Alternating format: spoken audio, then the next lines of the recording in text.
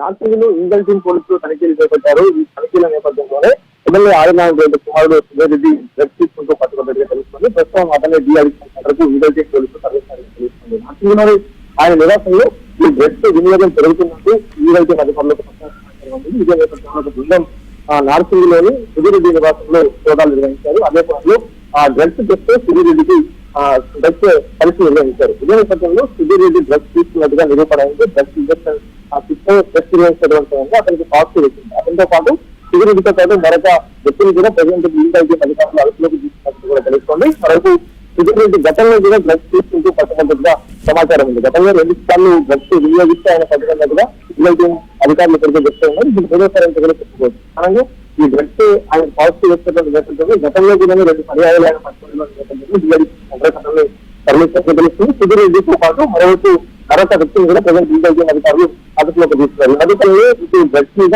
Eagle పోలీసులు పక్క పూర్తి స్థాయిలో నిఘా వహిస్తున్నారు.